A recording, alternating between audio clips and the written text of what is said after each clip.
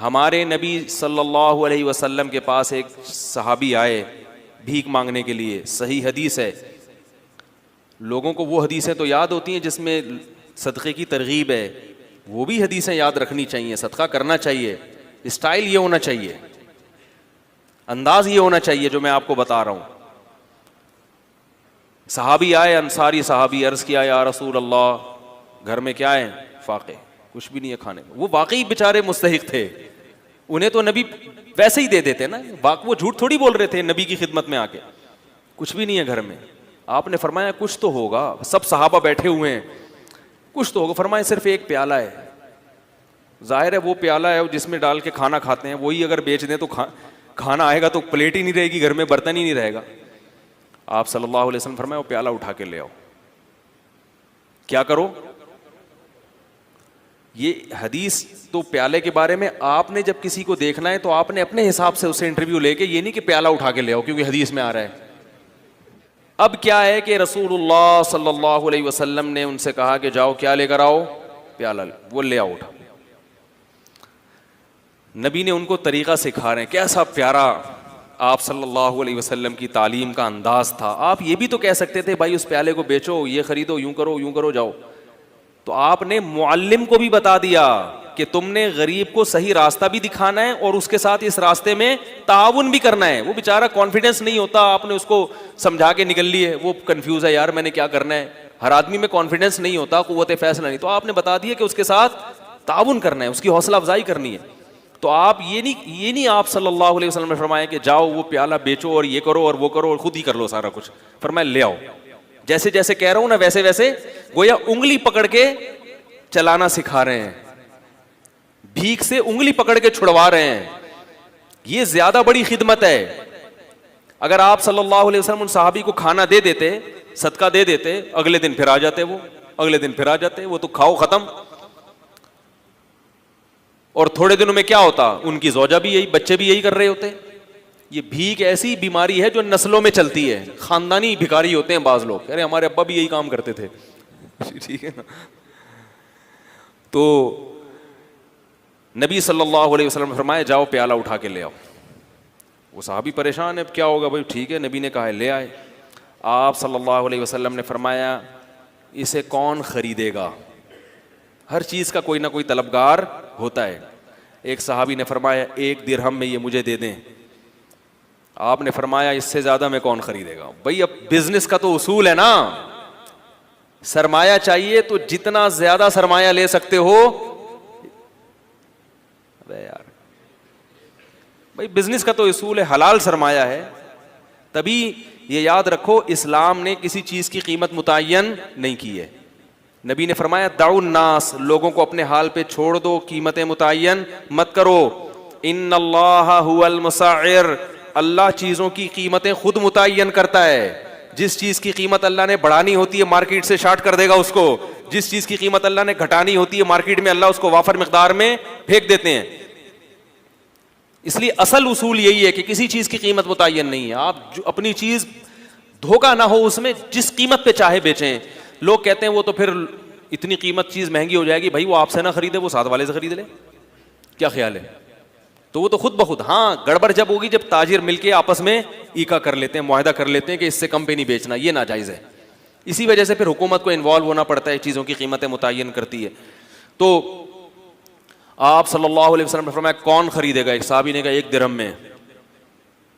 آپ نے فرمایا کہ اس سے زیادہ میں کون خریدے گا؟ ایک صحابی نے کہا میں 2 میں خریدوں گا. اس سے زیادہ بولی لگ نہیں رہی تھی. تو آپ صلی اللہ علیہ وسلم نے فرمایا اس سے زیادہ میں کون خریدے گا؟ صحابی نے کیا کہا؟ میں 2 درہم میں. 2 درہم میں خریدا. 2 درہم آپ صلی اللہ علیہ وسلم نے ان صحابی کو دیے. فرمائے 1 درہم سے کلہاڑی لے کر آؤ اور 1 سے اپنے اور اپنے بچوں کے لیے کھانا لے کر آؤ, گزارا چلاؤ فی الحال, کیونکہ اب بھوک کا بھی تو کوئی علاج کرنا ہے نا. تو وہ گئے 1 درہم سے کیا خریدا؟ گزارے لائق. یہ نہیں کہ پیزا لے کے جا رہے ہیں, آج یہ بھی ہوتا ہے. اپنی حرکتیں ٹھیک نہیں ہیں, اتنی ارننگ نہیں ہے جتنا گھر میں خرچہ شروع کر دیا, اور کہہ رہے ہیں خرچے ہی نہیں پورے ہو رہے, خرچے ہی نہیں پورے. اور کہاں سے پورے ہوں گے بھائی آپ کے؟ آپ کی اوقات دکان آپ کی پکوڑوں کی ہے اور باتیں کیا کر رہے ہو؟ کروڑوں کی باتیں کر رہے ہو. تو اپنی اوقات دیکھ کر اپنے پاؤں پھیلاؤ نا. وہ جو بھی بیچاروں کو ملا ہوگا جو کی روٹی, بھائی فی الحال بیگم میری اپنی عادت کیا ہے کہ میں اکثر میں کبھی بھی کوشش کرتا ہوں کسی بھیک مانگنے والے کو نہیں دوں, الا یہ کہ جب 100% اطمینان ہو جائے کہ واقعی یہ مستحق ہے اور کچھ کر نہیں سکتا, وہ ایک الگ بات. میں جب میرے پاس بھی لوگ کچھ صدقے وغیرہ کے پیسے بھیجتے ہیں, کچھ میں اپنی طرف سے بھی صدقہ کرتا ہوں, تو میں کسی مزدور کو تلاش کرتا ہوں, کیونکہ یہ پتا ہے کہ یہ بیچارہ اگر مالدار ہوتا تو اتنی ٹف مزدوری, بولو بھائی, نہ کر رہا ہو. یہ مالدار نہیں ہے تو یہ مزدوری کر رہا ہے. نمبر 2, یہ آدمی لالچی نہیں ہے. لالچی ہوتا تو محنت گڑا تھوڑی کھود رہا ہوتا, وہ رکشا تھوڑی چلا رہا ہوتا. تو ایسے آدمی کو بغیر مانگے دے دو, اور سرسری غور کرو کہ زکوٰۃ کا مستحق ہے یا نہیں. اگر لگ رہا ہے تو زکوٰۃ بھی دے سکتے ہیں اس کو, نہیں تو صدقہ تو بہرحال, صدقے میں تو یہ کوئی قانون نہیں ہے, صدقہ تو مالدار کو بھی دیا جا سکتا ہے, تو غریب کو کیوں نہیں دیا جا سکتا؟ وہ تو اور زیادہ ثواب ہے اس میں. اور بعض دفعہ اگر میرے پاس کوئی بڑا اماؤنٹ ہو تو پھر میں کیا کرتا ہوں, میں کسی غریب سے یہ پوچھتا ہوں, جو انٹرویو لیتا ہوں نا, کہ بھائی آپ یہ کیوں کر رہے ہو, یہ کیا ہے. وہ اس کو نہیں پتا ہوتا یہ مولوی صاحب مجھے چندہ دیں گے. اگر پہلے پتا چل جائے نا تو پھر چھوڑو ہوتے ہیں. پھر آج کل یہ غریب کیا ہوتے ہیں, لمبی لمبی چھوڑنا شروع کر دیتے ہیں, کہہ رہے ہیں مجھے 2-3 کروڑ روپے مل جائے نا, پھر ایسی باتیں شروع کرتے ہیں. ان کو نہیں پتا, ویسا ہی ہے, ہیلو ہائے, اور بھائی طبیعت سیٹ انڈی والان خا ٹول مول. اگر پٹھان ہے تو تھوڑا سا پشتو مشتو ماری, پنجابی ہے تو تھوڑا سا اس میں, اور بھائی پہاڑ کی حال ہے تو ٹھیک ٹھاک ہو, اس طرح کی تھوڑی سی گلا شلنا کر کے تو تھوڑا سا اس کو مانوس کیا. اس کے بعد اس سے رپورٹ طلب کی, اور بھائی کیا کر رہے ہو, گھر بھر کیسا چل رہا ہے. تو جو عزت دار آدمی ہوتا ہے وہ پہلی دفعہ میں تو یہی کہے گا الحمدللہ اللہ کا دیا بہت کچھ ہے.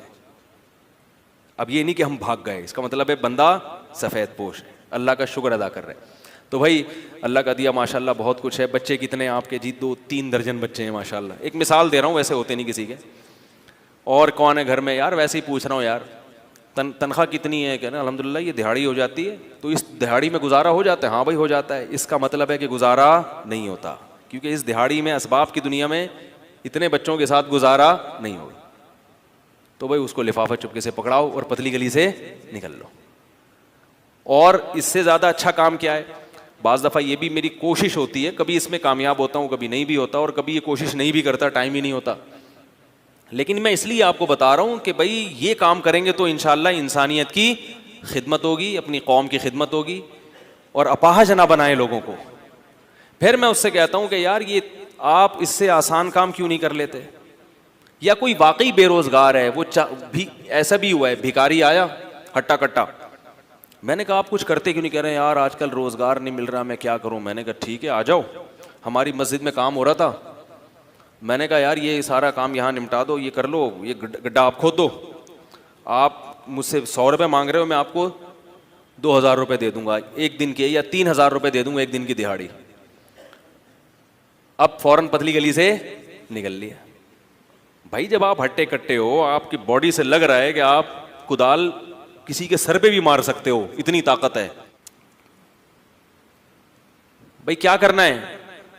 اپاہج آدمی اللہ کو پسند نہیں ہے, اور اپاہج بنانے والے لوگ بھی اللہ